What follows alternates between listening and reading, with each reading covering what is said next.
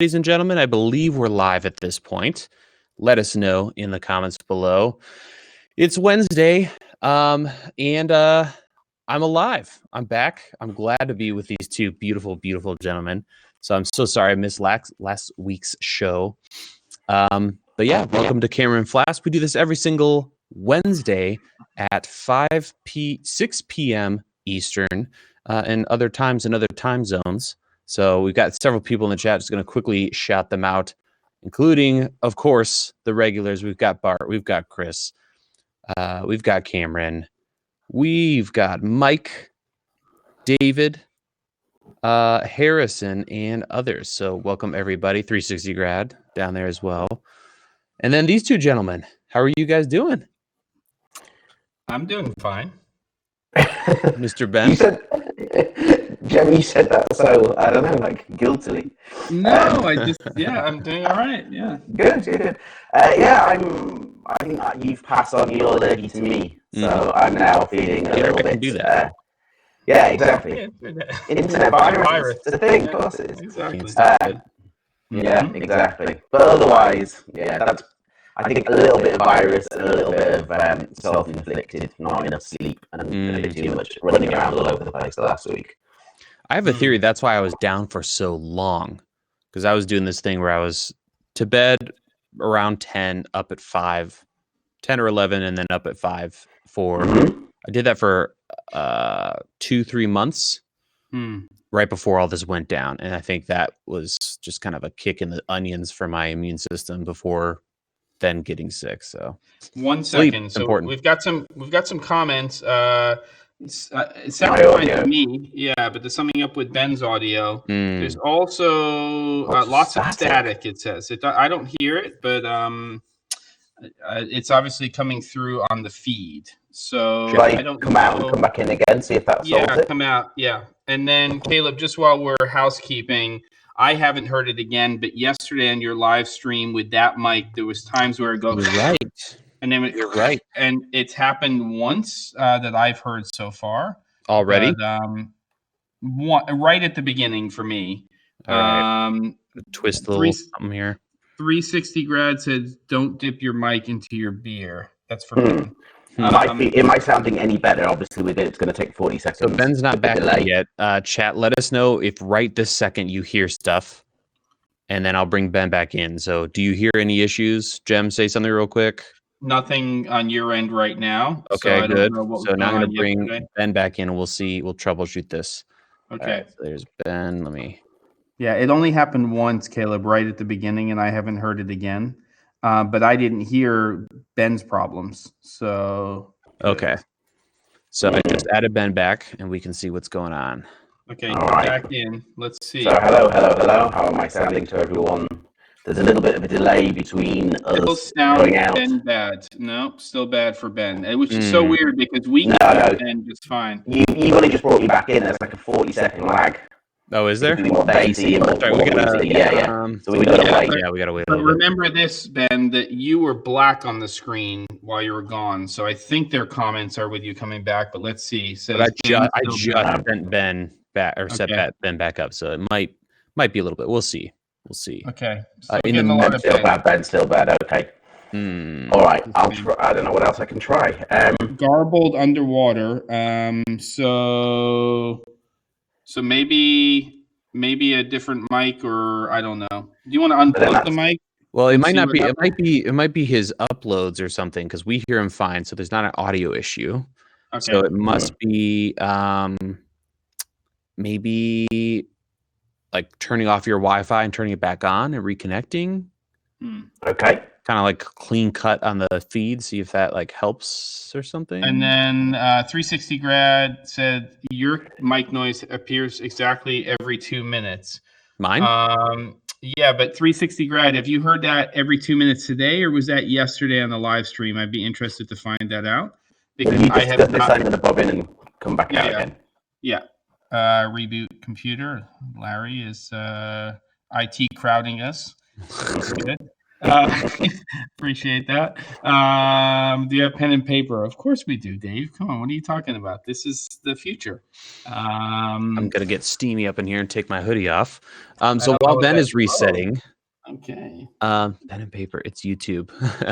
Do you want to let us know what? Whoa. Hello. Where'd my audio go? Hello. Hello.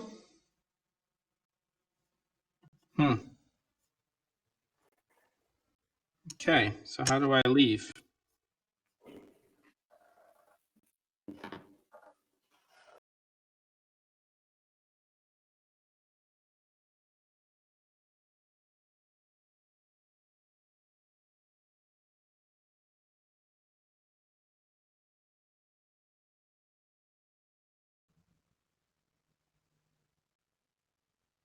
Okay.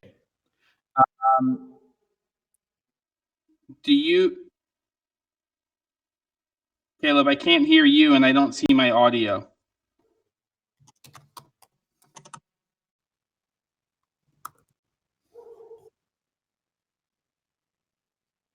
I'm still on? Bad karma? Okay, so I don't see my audio, but I guess you guys can hear me. Only hear Jem, only see Caleb. So if I could say things, you can only hear me. Okay, I'm going to leave the room. Let's see what happens.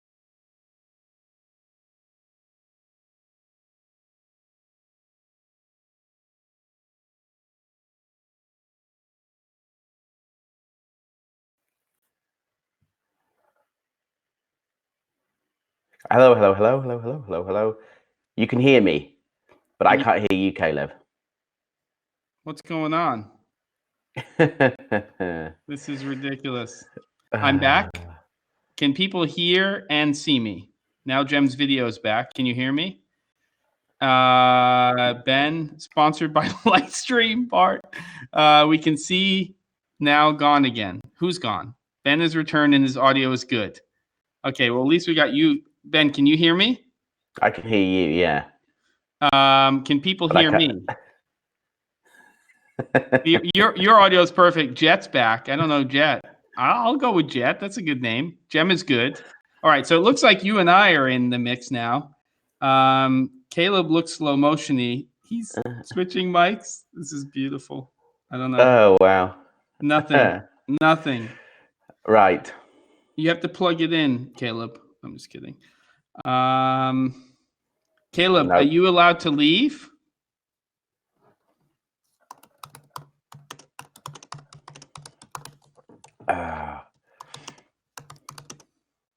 Well, I hope you're enjoying this return to form. Yeah, keep talking. Technical front. It's been a while since this has happened. It has. It has. I think people were missing it. I think it has become a cornerstone. It's part of our show. thing. Yeah. And we need to incorporate it into the title somehow. Here he is. Okay, here he goes. Whoa. Oh, now we got the iMac. Whoa. Can we hear you? Wow. I see the iMac. Oh, I've got a little mic off logo on the top left of your feed, Caleb. Oh, yeah, that's gone now. Caleb? Serious lag in audio. Check 1 2. Hello, hello, hello, hello, hello. Oh, yeah. Yes, very low level, but I can hear you. Yeah. How's that? Check 1 2. Yes. Test 1 2. Starting to hear you, but you're the wrong camera. I think on live, I might be correct. What you guys see is different than what's live. Copy that. Wow. Okay. All right. Apparently, it's all good now. We're all fine. Okay. Well, let's just keep going. Crap. Come on. Okay. Your audio's a little low, though, Caleb. Okay. Well, I literally unboxed. I don't know if you guys saw that on camera. I unboxed a new second Rode NTG and plugged it in. Yeah. So this is what we're going to do. Perfect. I'm going to mute myself, and I'm going to mount this microphone where the other problematic one was. Yes. And we will continue on. So why don't you gentlemen start talking about what you're drinking? Yes. Okay. And then, okay, good. So let's start with you, Ben. All right. Okay. That is fine. So tonight I am drinking. This is a fruit and herbal with an H at the beginning, tea with lemon. There's a whole lemon's worth of juice in there and a good slug of whiskey. And under normal circumstances, I would also be putting grated ginger in here, but I don't have any. So this is kind of my get well. Yeah. Or just at least get the sleep. Exactly. Your elixir. I like it. And just a regular, like a scotch in there? Yeah, that's the Queen Margot 8-year-old little scotch. Yeah. The one that's usually in the decanter. Normally. Exactly that one. Exactly that one. What are you on with this evening? This evening I am having, in celebration of Caleb being back, this beautiful bottle of scotch. I'm not going to drink the whole bottle, that my wife lovingly gave to me for Christmas. And is this the special one? Yes, the Glendronach. I'm butchering it. And actually, when you take a look at the flask behind it, that is not a flask that's for whiskey. This flask right here is specifically for Caleb for bone broth soup. So he can fit his bone broth soup in there. Because I would never put whiskey in there. I have other smaller flasks.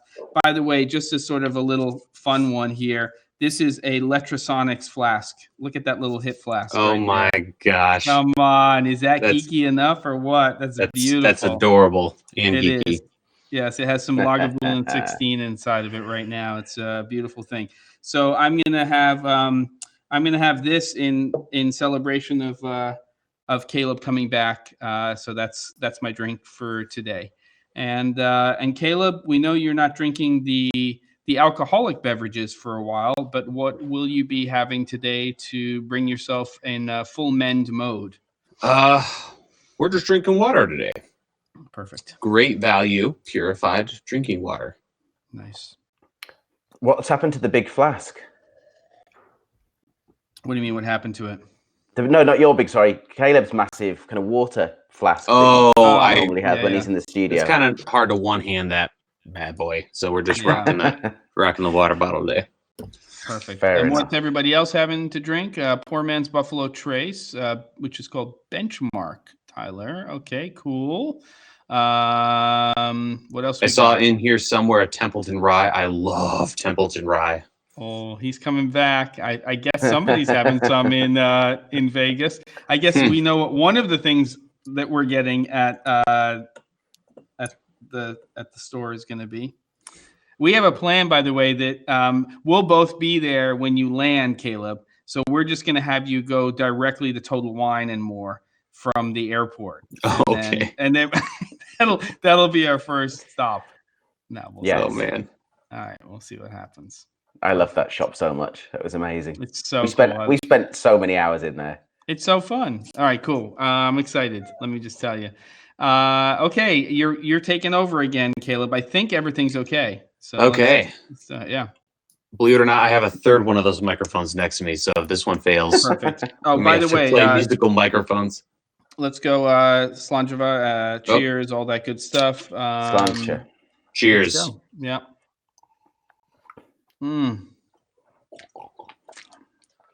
Oh, yes. It's so good. I cannot even. Oh, it's so good. Okay. Beautiful. There we go. Okay. Okay. Yeah. So this week we are talking about our wish list. So things that we need/want. Yep. These could be crazy or tangible gems, just wigging out on focus. Just infinity minimum. All right. Here we go. I'm sorry. I had to put a couple of drops of water in here. Oh. I apologize. No, you're fine. Your focus just completely lost it. Yeah. So that's what we're talking about. And as we're going through these, we would love to hear your guys's wish list. How do we want to do this? Category or just random, one at a time? We'll each do one. We'll just go through. Yeah, I didn't categorize anything really. Cool. It's literally stuff that I am waiting for money almost in the pocket, ready to Stepping in with a little technical piece of feedback from Adam. Audio's a little hot, Caleb. Might want to gain down just a tad. Sounds okay to me, but I just went from 7 to 5. Check 1, 2. We'll see what that sounds like. What? Let me know Where? Hold on. I'm looking. I'm scanning. I don't see it. Oh. Audio's a little hot, Caleb. Might want to gain. What do you mean? Oh my goodness. The grumpy penguins in the house. Penguins here. Jefferson's. He just jumps in like he never left with Jefferson's Ocean Voyage 17. Oh my goodness. That's amazing. Grumpy's I'm with you, here. Mickey. Water David, as well. Nice call. All right. Okay. Yeah. Well, now that we've got that taken care of, why don't we start with you, Ben? Put you in the spotlight, and we'll just go in a circle. Ben, Jem, me, repeat. Yeah, I don't know how Caleb can be hot and Ben is like 3 times louder. So people are gonna have to let me know about this. Okay, I'll split the difference. How about that? Okay. There's 6. So, all right. So for me, I'm after something big and buy. That's my main thing that I'm after right now. So I am after essentially the aperture, the 300X. I need a big single source bicolor light, and there are options around. You reviewed the Falcon Eyes version of that a little while ago, Caleb. I remember that's also sold here in the Czech Republic under a different brand name. And I had a look at one and read a lot of reviews on it, and there are issues with the way that the chips work on that. So you have a warm and cool LEDs, mix them in the middle, and that's where you get your daylight. So where the light is producing its most power, its biggest output. But the way that those are arranged gives you really funky effects unless you're doing anything other than sticking it through a softbox, because you can see the different colors. So if you put that through a Fresnel or putting it through like the Source 4 thing, you're going to see the different colors.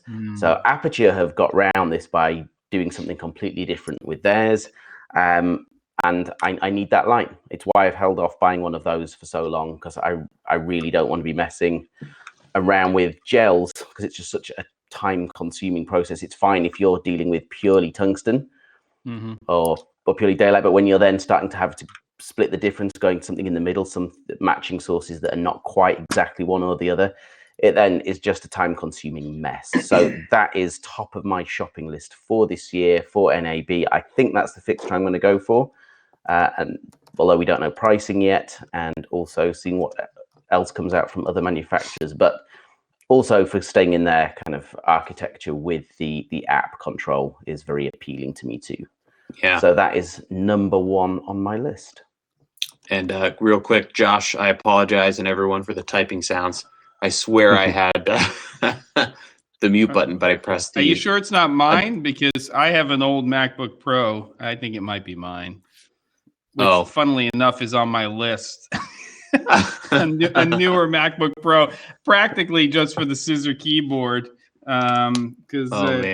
Oh my goodness. Well, to go back on the 300X, have we seen what they're doing there, or no? Yeah, I've seen descriptions. I've seen descriptions where Ted's describing what it is, and it's a different style of it, rather than it being a single chip. That he's mixing them. So it's still working the same way in that the sweet spot is in the middle, it's daylight, and then you've got a range equally top and bottom where the power drops off and goes down to about the level of a 120, but it still appears entirely as a single source. There's no fringing apparently. So I think when you're investing that much money, it's got to be right, and it's got to be as flexible as possible. And the other alternatives out there hamstringing you in terms of using it with anything other than a softbox, which, although is likely to be the main sort of configuration I would use that light in, I don't want to hamstring myself. So that's Do we know pricing on that either? No. Okay. No. But it's due imminently. I think when the last interviews I saw with Ted about it were IBC, and he was talking about February. Got it. Yeah, I mean, I'm Now- guessing based on the price of the 300D2 and probably where the 600 will come in, that we're looking at a fixture that's going to be in the $14.99 to $16.99 range is my guess. I agree. It'll be interesting at NAB to see how many bicolor COB lights we see. I think we're going to see a lot more this year.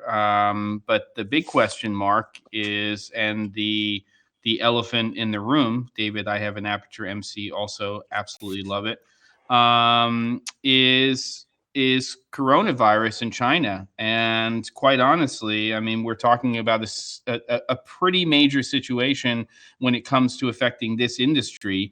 It's affecting a lot of other things as well. The fact that, you know, Delta Airlines is not even flying until the end of March to China is insane to the country. That's not to a city. That's to the country. That's to March messed up. 20th, I think. That you're talking about things that can have humongous impact. They also, if you know anything about this industry, everything shuts down for the Chinese New Year, right? The Lunar New Year every year for the industry. So all the companies that have product that's being manufactured in China, they make their trips prior to that. They make sure that everything's in play. They have all their meetings. They come back and they have to just basically sit there and wait.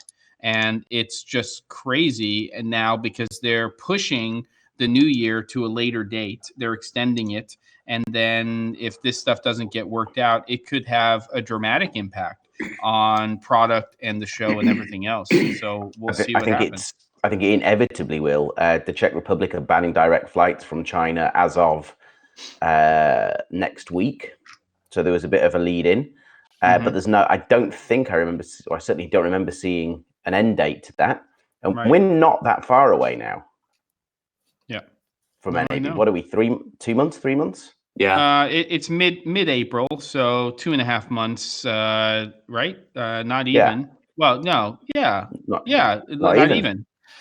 So a lot will come into play in the next 2 weeks or so, at least from manufacturers that I'm talking to. I had a conversation with one manufacturer in the lighting industry, and you know they're really waiting to find out where this is all going to play. And we're probably 4 or 5 days away from the extension of the new year. So I think getting into next week and the week after, a lot of things will become a lot clearer in terms of where things are going to be. So it'll be interesting. That's for sure. And as we know, Aperture is very much a Chinese company with, you know, a big American component to it. But when it comes to R&D, it comes to manufacturing and everything else, that's all happening in mainland China. So we'll see what happens. Yeah. Crazy. Okay. Yeah. So, Jem, what's yours? Yes. And Mickey is making a good point. I mean, it's obviously how it's affecting people, which is the most important thing, you know, and how horrible this stuff is. So we have to definitely make sure that we all hope that this, you know, gets handled faster than, you know, whatever, you know, more quickly than I don't even know what the hell I'm saying. Yeah. Justin Brown, welcome, by the way. Yeah. Okay. I don't know, Justin, if it's all flights, but definitely passenger flights. Okay. So what else? Benjamin. Yes. NAB does have a different schedule this year. Starts on Sunday at noon for the exhibits. We'll see how that all plays out. And if that's successful, we're just moving everything back. And, you know, that's the way it's going to be. So am I bringing my first product into play? Wishlist item number one. Wishlist item number one, depending on specs, is the Fujifilm X-T4. Because while I'd really like to upgrade and have 2 to 3 Cinema EOS cameras here in the studio, and that would be the ideal situation, I definitely use the X-T3 a lot in production. And if there's a few things that they put inside of that camera, then I'm definitely high on the list to basically go in for that camera. So the things that I'm looking for are IBIS. I would love to have that because any of the primes that are there in their series would benefit from that. Second thing I would like is obviously a flip out screen, because there's lots of times where I just want to do quick setups and I would not like to have to set up an additional monitor to do that. And I'd really love it if the camera system, obviously I'd like a bigger battery, but whatever. But I'd really like it if it had UHD 120 frames per second. Would be great for me. I'd love that. I don't know if that's something that's going to happen. But you know, even if they just do IBIS and they also upgrade the screen, to me, those are huge improvements on the system. And, you know, we're already talking about a camera that is 10-bit, so they could do some really cool things. What do other people think that could be cool in terms of specs for that camera? While the chat kind of catches up, I honestly, for me, the flip out screen, I like to see more lenses, or third-party lenses, because there really aren't. Apparently, the Fuji X mount is kind of closed off. So there's not a lot of development there, but like this lens that I'm using now, the Sigma 16mm f1.4, I'd love to use that on Fuji cameras, but it's not a thing. Yeah, and you can't really adapt because of the flange distance. Yeah, and they don't have a huge line of fast video autofocus lenses. No, so. And I was, you know, as much as I'm a fanboy of the Fujifilm ecosystem, and I'm a fanboy for sure, you know, I was disappointed with the 16-80 f4. It wasn't quite the lens that I was looking for, and hopefully they'll continue to improve it in firmware updates. But it's definitely a stills lens that's adaptable to video. So it didn't compel me to say I want to go into that lens as opposed to the 18 to 55, even though that's a 2.8 to a 4. It just didn't seem like it was enough and compelling enough. But if my 56-1.2 and my 35-2 and maybe a couple of other lenses can benefit from IBIS and some other things, I think that will be great. It still drives me crazy that you have to press record in order to get their autofocus system to function the way it should. And that's frustrating because when you're trying to practice shots or you're trying to work things out, you basically have to press record to do that. But so the issues that we see with your AF, like when we're doing this, is largely that it keeps you perfectly well when you're in frame, but when you go out and it just starts back focusing and hunting all over the place. And this is your C200, right? When you've got record going. This is C200. No. This is a C200, and this is a problem with all cameras that have AF systems like this. So if I move out of the way, I mean, this is gray matter to a certain degree. So at a certain point, when things are too much the same and there isn't enough contrast, a lot of AF systems will have a big problem latching onto something. So if I move my head out of this, it's a little too mushy for the camera to say, oh, I really understand where I should focus, especially because I have an AF box that's in a fixed position right now. So, I think with not tonight, but there's been issues where we've been using the XT in the past, and it's gone a little bit haywire. Oh no, it goes crazy. No, yeah, the exactly. XT 4 and that is because I'm not pressing record. That's what I was getting at. Yeah, but I mean that camera, and Caleb, you have experience with the XT3, is, you know, when you're recording and you're using the AF and you go in and you change some of the settings in there, you can actually get some really nice racks when you're moving the camera around. It's pretty nice. You know, why not use face only AF, Tyler? I have two problems. Number one is I wear glasses, which is a problem for AF systems and cameras, very much so. And I have the double whammy, which is I also have a beard. So when you combine these two things together, cameras can have problems with that. What were you going to say? And I, in one of my kind of wish lists, rather than a thing to purchase for next year, which I might as well bring in now because it's exactly on that point, I know for the C200 that we are not getting 10-bit internal. We know that's not happening. That's fine. What I would love them to do is to tweak the AF system to work a little more like the EOS R does, and I don't know if that's possible. So that the iFocus system, which wasn't on the ESR when it was released, but was brought in with the firmware update and works amazingly well. If that came into the C200, that would make me a very happy boy indeed. Nice. What about you, Caleb? What's happening with you in the #1 on the list wish need things? Yeah, there's a couple that are kind of tied for like first places to like the next big thing. You had joked about the 16-inch MacBook Pro. That's 100% on my list. Oh, it is. I'm not joking. It is 100%. Yeah. So I'm thinking of selling this guy, which is my 5K iMac 2017, which I love, but I just going back and forth between a home office and here, and I haven't had a laptop in close to 10 years, so I think it's time. Now that the 16-inch is here, it's as powerful as it is, and it's not that expensive as far as MacBooks go.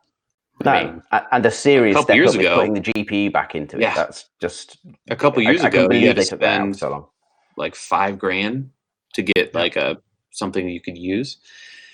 So that's a quick one for me. A big one for me, and this is super dorky, but LTO drives and tapes. Super want to do it. So we've been doing the Google thing where we upload all our archive done projects to Google Drive, and that works great. We have pretty fast uploads, and so it's unlimited and it's working well. But LTO, for those who don't know, is actually tape that you can write data to. And each couple of years they come out with a new version. So there's like LTO 1, 2, 3, 4. We're at this point, I believe, at 8, LTO 8. And the cost to entry is very expensive, but once you have the drive, so imagine it just like, a zip drive, old school floppy disks or whatever. The actual drives is going to cost you a minimum of $3,500 just for the thing that can read the tapes. Wow. And write them. Wow. And that's minimum. If you get the Thunderbolt version, you're looking at like close to $4,000 or $5,000. Right. But once you have the drive, you can buy a 12 terabyte tape for around $100. Wow. Wow. Just think about that for a second. And that tape is going to last you 10 years versus a hard drive, which you're looking at a couple of years. And for a while I was like, ooh, I could use SSDs, but those have to be electrically charged on a regular basis to continue to hold data. So LTO tape, is a big kick in the rump to begin with, but once you get past that, your cost of data is like stupid cheap. So then anything that's older than 2 years old, we can throw on LTO tapes. And then, you can pull that stuff back up. It can archive anything. There's no limit to what you can do file-wise. Question with that. One, I think that's brilliant and massively interesting to me as well, although I think probably the cost of the hardware needed, it would make it a big consideration. In terms of the physical format of the tape that's using, is that still using like DAT style tapes that they used to use? I think it's the same form factor. So it's like it's like putting not quite the same size as it's like this big, about the size of a like a CD. They're like okay, so bigger than a DAT, because I remember there used to be those tape drive systems that were like a DAT tape. I actually haven't really held one in my hand, but from all this research I've done, I used to do that stuff. And we used to use LTO for DVD authoring and stuff. So that was definitely part of the thing. So wait, just so you know, Caleb, this is for post Cameron Flask. Your audio is just starting to come back in with that weird interference. I think it's interference. I think there's something in the studio or some other thing that might be crossing. Got it. That mic. Try moving the cable somewhere else. It's just something to look out for in the future. Yeah, I should probably get a better extension cable. I don't know. I'm just letting you know. So, so that's interesting.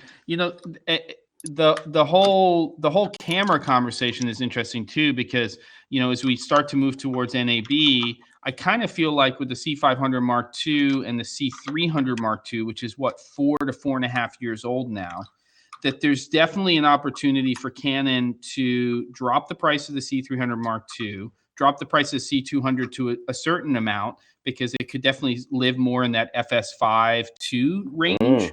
And then could there be another camera that slots into about the $10,000 US thing? Because remember, C500 Mark II is a full frame camera. So what would be stopping Canon from saying, okay, we've given you your full frame at 16 grand. Here's a super 35 millimeter version of the camera that may be crippled in certain ways, but we can slot in and may become a replacement for the C300 Mark II. Maybe not. I think there's no point wasting time speculating on anything to do with Canon's business model. They're just alone to themselves and defy logic entirely. So let's not even. No, it's a good point, and it makes perfect sense. Which means that they probably won't. So, I just don't understand. Won't do it. They make the most bizarre decisions. Great products, but always just weird. Yeah. Well, it's a good transition point. I'm just gonna go out of order here. But another thing on my list is, depending on what that R5 looks like, a couple of those, and saying goodbye to Panasonic land for the first time in a while. So wow. But as sort of your studio cameras. Yeah. Okay. And I've been toying with the idea of getting another R or two, because at this point, and once that camera comes out, the R5, the EOS R is going to drop even further in price, and now you're looking at a phenomenal 4K APS-C camera, which and that'll be interesting to look at compared to Fujifilm. Obviously, Canon wins hands down in terms of lens options. And, there's just, in that smaller camera, I'm so partial to the usability and functionality of the X, series cameras from Fujifilm. That doesn't mean that I have any problem with people going down a Panasonic or a Canon route in terms of that being, the cameras. We know for sure, even with this new information that's coming out from Red, that the Komodo is not that type of camera. So it's fitting more into the Z-Cam kind of mode, and it'll be interesting to see what that winds up being. I'm honestly more excited about that camera than anything else that Red has, sort of announced or teased in the last 2 to 3 years, because it's the type of camera that I could see, coming into that space where you have Blackmagic and Z-Cam and things like that. And you can say, okay, so this could be something that I could use for more cinema-based applications. So you still wouldn't buy it as your necessarily everyday camera. Some people will, but it's not necessarily that. But I'm excited about what they come out with that Komodo. I think that would be pretty interesting too. Yeah. By the way, real quick, are you guys hearing me on this microphone? I'm gonna kind of. Yes, I am. Okay, good. Yes. Yeah. Good. Just want to make sure it's not. Using my computer. I'm gonna bring into the mix here, and everybody can throw more stuff up on the chat. I'm going to bring in the next big thing for me, I think, which is not a huge buy dollars and cents wise, but I think that I'm on the fence in terms of waiting for NAB or not, because we're now getting pretty close. But it's either the Mix Pre 3.2 or something similar to that. I'd really love there to be something that was more this size. If there was something that was more in the size of a charging unit like this, that would be more ideal for my application. And I'm really just looking for a 2 XLR input system would be ideal. But I'm definitely going to be doing something this year with 32-bit float audio and bringing that into the mix for what I'm doing. Yep. Excellent. Nice. Yeah. It'd be cool if they did a Mix Pre Mini. That would be amazing. Yes. Just a tiny baby version of what they have now. Just 2 inputs, and then throw USB-C on there as well, so it can be used for for computer applications. No, stop. David says he doesn't have a big buy, just wants more C-stands, lights, modifiers, and things like that. I'm the same. Totally. I was going to go back to you, Ben, because we're kind of all over with. Yeah. Can I just echo with the C-stands, though? C-stands is on my list. You can never have too many C-stands. And I'm probably shy about 4 or 5 C-stands right now.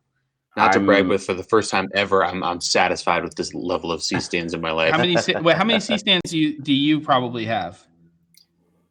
I don't know offhand, but it's north of 10 or 12. Okay, so I think I'm at 8, and 2 of them are shorties. And then I think I have a half a dozen standard. Those shorties, definitely, I could use a couple more of those.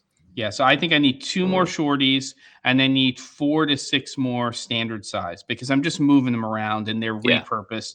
They're just rock stars in a studio environment. Just insanely good. Okay. Yeah. Sorry. Mine are in the UK, and it's increasingly looking like I'm going to be doing a lot more work in the Czech Republic this year.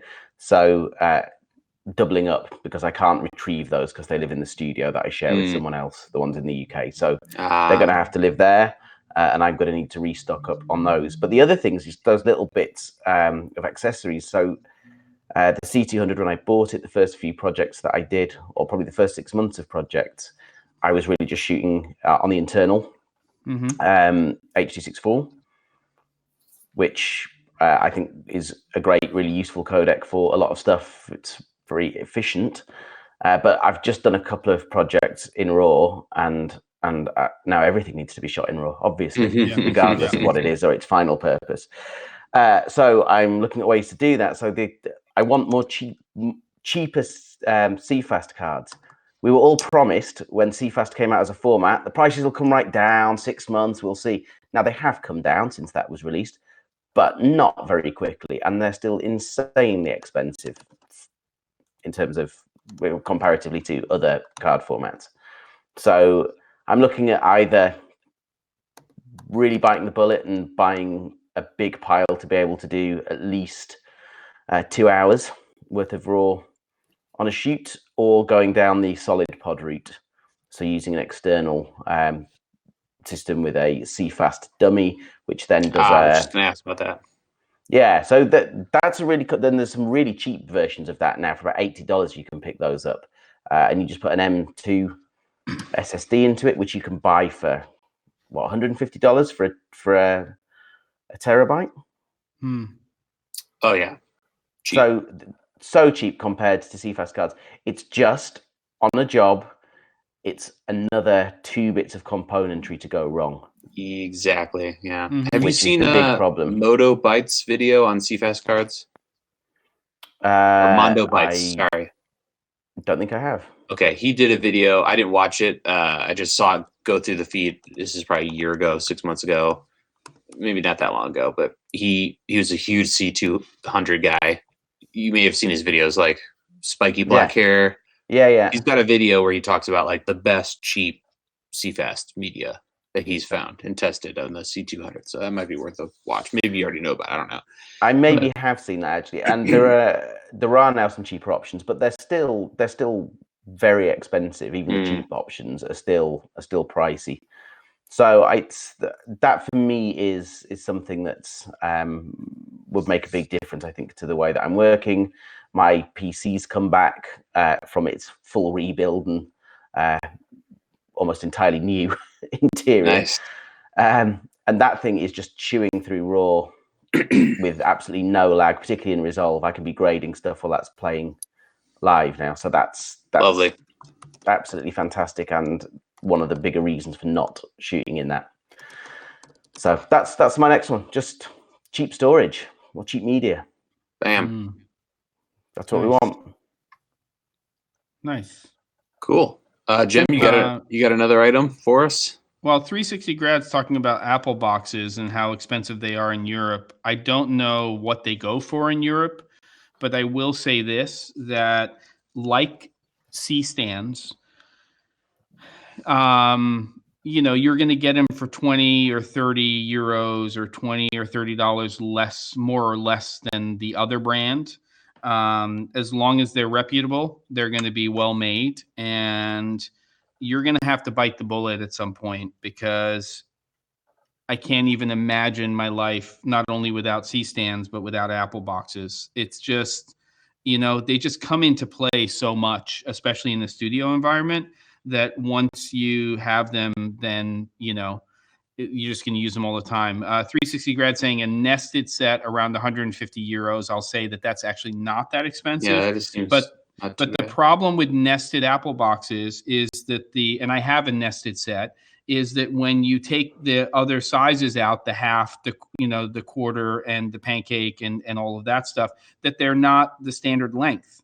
And so your main Apple box is a standard full, and then what's nested inside of it is not standard in terms of lengths. So they're not exactly the same size as standard Apple boxes. So I would say get a nested one for traveling around, and you need to throw it into the back of your truck or your car. But it definitely makes sense to get at least fulls and halves are probably the ones that I'm using the most. Quarters come into play more so for just like if I need to get a little bit more height, or talent needs to get a little bit more height. But I would say that the fulls and the halves, for me at least, are the ones that are basically in rotation all the time for Apple boxes. I don't know what Ben's got with this cheeky little look on his face. He's thinking about something, but I'll let him chime in. I don't know what's going on with that. Filthy, dirty secret. I don't have any Apple boxes. Yeah. Huh? I don't either. I don't, because I can't travel with them. So the interesting, I said in a studio environment. No, I know, and for sure. And one of the things that I would like to sort out this year is, again, depending on where my work ends up being. But if I'm here, I am going to get a van again, like I used to have in the UK, and that's all kind of racked out, and everything has a place that all works fine. But I was just wondering about things like Apple boxes, about if you're wanting a set and you're wanting the specific sizes that you'll use more, about if you just go to a local joiner and say, knock me up, this is what I need. What's it going to cost for you to knock me up 10 of these? There's a billion plans online. You could probably have it. Oh yeah, I think it's about the same. Like everyone, if you know much about woodworking, it's just time. It is, right. Totally. to make those. Like if you went out and bought the materials, you bought the tools. Forget the tools. Pretend you already have them. To route all those out, to round off all the edges, sand the whole thing, and go ahead and then make sure it's exactly to spec. Glue it all up. You got to have clamps to do that, and then you got to finish it to have that nice lacquer finish. Oh, whatever. But if you lived somewhere like, say, for example, the Czech Republic, where labor's a lot cheaper and those kinds of trades, a good point, generally. Over here in America, there are unions and stuff. If I got a local carpenter or joiner to put together a full Apple box here, it probably cost me $150 to $200. But if I order it from Matthews, on B&H, it'll cost me $100 or $80 or whatever it is. I don't know what it is for a single. It's not that much. A full set, I think, is about 150, or so. All right, I think we spent too much time on Apple boxes here, but I love them. I can't imagine. I mean, I'm leaning on one right now. I mean, that's what my laptop's on, is on a full Apple. But can I just make a very quick digression then on that same sort of subject about carts? Yeah, is another of those things that I feel would make my life an awful lot easier, but I cannot fork out for a magliner because it's just insane. The cost of those. A magliner, I can't afford an innovative Scout, which is what I really like. So, same thing. That I found a system of componentry, I think, that can put together something that is different to them, but would work and could be configured to exactly what I would use it for, and also would be able to fold up into a very easy flight case, actually using the components of the top and the bottom shelves to form the outside edges of the flight case, carpeted inside. So that's another of my things for this year, is to get one of those built up. So let's do this. We've got about 10 minutes left, 11 minutes left. We're going to do a lightning round with all the rest of the things. So, Jem, try your best. I know it's going to be a struggle, but I believe in you, and I think we can do it. So here we go. We're just going to be like, bam, bam. Just like, here's the item, why, blah, blah, blah. So for me, I'm just going to two real quick. Small HD giant monitor. Been wanting one forever. They have the new high bright one. Trying to figure out, do I wait for prices to come down? Do I get the new one, which is cheap and all this stuff, or cheaper. And then the other thing, I was talking to Jem today about this. I want a light grid for the ceiling. I got drop ceilings. I could like hack something together there, but I want to do it legit. There's I-beams above the drop ceiling. So Jem was helping me out with like figuring out some brainstorming stuff there. Yeah, He was super helpful as usual. So that'll be fun whenever that happens someday. Yeah. So that's it for me. I'd love to come to the studio. It'd be great. We'll have to do that at some point. By the way, loving the Studio Undone series by Gerald Undone. That is super so fun. The studio really series good. stuff. Yeah, it's good. And I love that kind of content. It's great. It's so good. Seeing how people do stuff. So monitors are also on my list. I really struggle with shooting UHD 4K and not having a 4K monitor. I do. I mean, it's just it's just a Dell, and I'm as long as you have HDMI 2.0, you can use it for focusing. But I am interested and excited about what Small HD and Atomos are going to be doing this year with their new displays. And I'm just really crossing my fingers that they are actually going to be reference quality, because I don't just want to invest in those just for resolution. I want to invest in them so that I'm seeing bigger gamut. I'm seeing, all of the good stuff that we want to get out of making a big upgrade to monitors. I'm still kind of drooling over that Arc 2 slider system. I don't know how much I'm going to use it, so I'm kind of waffling on that, but it really circles back no matter what to the studio. If I could not get one thing at all initially, but I could build out this space, that's really the wish list. And of course, what comes with that is a lot of crap and a lot of gear and a lighting grid and everything else, but it's really getting this studio done sooner than later, which is really what I want to be doing. So there you go. That's as succinct as I could make it. Sorry, Caleb. It's good. How about you, Ben? Matte box, but one that I still don't think quite exists. I want a small one that I want to be able to put 4x4s, but also 4x6 filters in, and to have the rotation on. But I still don't need the thing to be massive and the big heavy thing. It doesn't need that. I found on eBay that Tiffin made something about 20 years ago, which actually pretty much does exactly what I need it to. With some minor tweaks, it would be great, because so many of us that work between photography and video and would like to use our nice Lee 10x15, which is 6x4 in old money. We've got those filters, loads of them, particularly ND grads, that we'd like to be able to use in our matte boxes and to be able to slide those in as well. And there's so few products at all that can fit those in the system, and also to be able to use a polarizer. And that's what I want. I want someone to build it, and nobody does. There's the ultra slim down matte boxes that are made by Wooden Camera have one, and Polar Pro has one now. Yeah, Polar Pro and the Bright Tangerine. But the Polar Pro one, you have to use their filters, I think, don't you? That's right. So that's no good to me. And I really like the Bright Tangerine one, but again, it doesn't do quite enough. I like those products, but I need something in between. So yeah, can we buy the Barden box in 2021? Maybe. I know exactly what I want it to do. It just needs to live between the photography and, but it would be great for photography as well, because those Lee filter systems, the holders are not particularly great, and if you've got backlight, you still get all kinds of horrible flares and things going across the back sides of those. So they're not quite light tight enough. There's not enough ceiling around them. So that's what I want. Someone build that for me, please. I'd be very excited. Nice. That's it. Anything. So that's it for us, isn't it? Cool. Yeah, unless I asked somebody the has chat. to use Alexa for $6,000, sure. Alexa Mini. That's it. Yeah. LF Mini. Yeah. Alexa Mini. Yeah. I asked you guys in the chat what you guys had. We got some interesting stuff in here. Trying to find the first where the beginning of it is. Just while you're looking for that, I'm just going to say I'm very sorry we didn't get to hang out at the weekend. Victor Bart, I didn't actually make it to the show in the end. I made it as far as the pub, met a load I of friends. knew he was going to say that. I knew he was going to say that. It was so amazing. So I did make it to the show just as it was closing, and then a good friend Toby Tompkins, who has Cheat colorists in London, was hosting an event, the Illuminatrix, which is for female DOPs, across the road in the pub. So I went and hung out in there until quite late, but I didn't quite make it into the show, so I can give you no report on that. And yeah, I'm very sorry, Victor, that we didn't get to hang out. Next time, promise. Nice. Trevor's got a good one. Ninja 5 without the fan noise.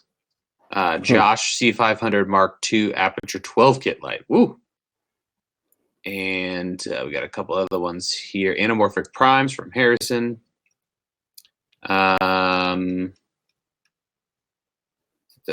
Broadcast camcorder under 10 grand from Chris. DD wireless kit with the XLR wireless module. I want someone to figure out how to hack it into the EU model where we can record and transmit at once. There's got to be a way to do that. There's got to be a way. Because of patents and stuff, you can't do that. Oh, right. I see. Sorry? I didn't realize that was the case with that. Yeah, so over here we can't have both. You get one or the other. Any other ones look interesting here? A7 S3. I don't know, man. I don't know what's going on with anymore. We're gonna see the red. We're gonna see the red Komodo before we see the A7S3. It's funny how like things ebb and flow. Like Canon's like whatever, 8-bit, who cares? Same sensor. Oh snap, 8K stuff. Yeah. And then Sony's like, we're the best. No one, who cares? Whatever. A7S3, whatever. Oh snap! I'm sure they're gonna this year. You know. Do you think we're going to see this huge surge of 8K capable cameras this year? Are we going back to that ridiculous chasing pixels? I don't know. Nonsense. It seems 6K is here to stay, which makes sense because all the cameras are 6K. They just need to like record in 6K. Yeah. I shot my first gig on 8K this week, and it was just like this is what's uploading, like a terabyte. Oh, right. Honestly, I shot for so little time. Yeah, but and a terabyte of it's just in red raw as well, so it is huge. You know, let's cycle back here and just call a spade a spade. It's Blackmagic RAW, right? So if we can get the right type of format to match up with the higher resolution, there's so many of us, most of us who are shooting 4K now in some form or another, who are used to a 4K full HD workflow. We're posting videos in 1080. We've got 4 times the resolution. We can punch in 200% if we're tack sharp. So there is an advantage to going 8K just for the fact that we're starting to post more 4K content. And we're used to that workflow of being able to have 4 times the amount of pixels, being able to punch in 200%. When we do a 6K to 4K equation, it, depending on the sensor size and everything else, it's about 140 to 160% punch in. So for that alone, there's an advantage to 8K, but it's not an advantage if your data rate is so freaking high that you're just dealing with enormous amounts of data. And that, again, is why I say efficient formats and types of compression are so important. And that's why right now, looking at it on paper and also in reality, as exciting as ProRes RAW seems to be, it's definitely Blackmagic RAW's game right now when it comes to compressed RAW, in my opinion. Agreed. And Red's compressed RAW is also very, very excellent. It's just not a RAW that we're seeing, implemented across the boards in the same exact way, I don't think.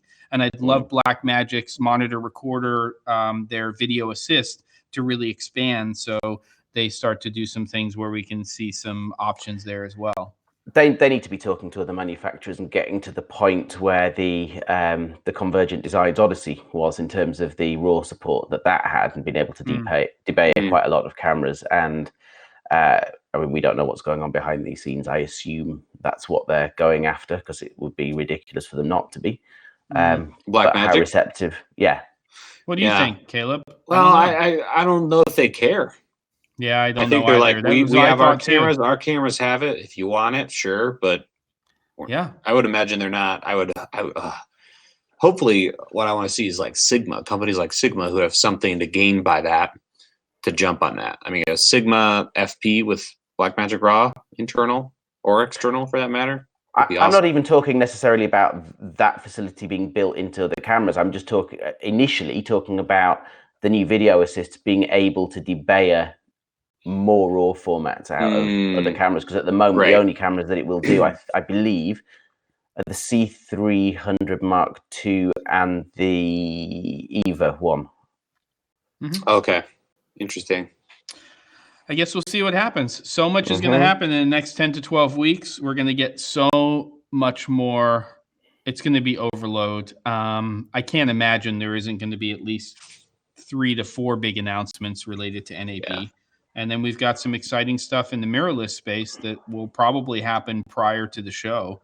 And we'll see how that factors with companies like Atomos and Blackmagic and all of that good stuff. Yeah. Sweet. Well, beautiful. Just like that, it's 6:00 over in Illinois land. 0100 here. Or semicolon if you're talking about drop frame. There you go. Codes, just so we can geek out even more. There you go. Okay. I said colon. Oh boy. Well, there you go. It's been a great show. I like the wish list. Great to have you back, Caleb. Hopefully. Well, thank you. Hopefully, wish list dreams come true. There you go. Put a lot of bone broth soup in one of these right here. Yeah, I gotta go get me my soup. Good. So, well, gentlemen, we'll come up with another idea for next week. Next week, Ben, are you going to be with us? To be confirmed 100%, but I suspect I am going to be in Austria next week. Gotcha. Okay. And probably not in a situation where I can do the show. So let us know, because we'll try to get a guest host maybe next week, Caleb. Sure. Yeah. I started talking about. Yeah. I should know in the next 2 days. All right. Well, let us know, and then we can jump on that. Love you guys. It's been a great show. Great to have Caleb back in the mix and alive and looking like a human being all over again. And nice. Ben, please, all the best. Get some rest and feel better in the next couple of days. By the weekend, I will for sure. Yes. Yeah, for sure. The answer is yes, Bart, to your question. The answer is yes, Bart. Bart, all I'm asking for is better internet up here on the hill. That's what I'm looking for. So there you go. The same. That would also be my huge wish list. Yes. Nice. Well, everybody, thank you so much for joining us. If you haven't already, subscribe to the channel. We do this every single week. And at least 2 of us will see you guys next week. Have a great night. And that's that. Push the logo. Alrighty. Oh, pushing the logo. Dadgummit. I ruined it. Why? Here we go. Here's the logo, folks. Have a good night. Love you all. Bye. Doesn't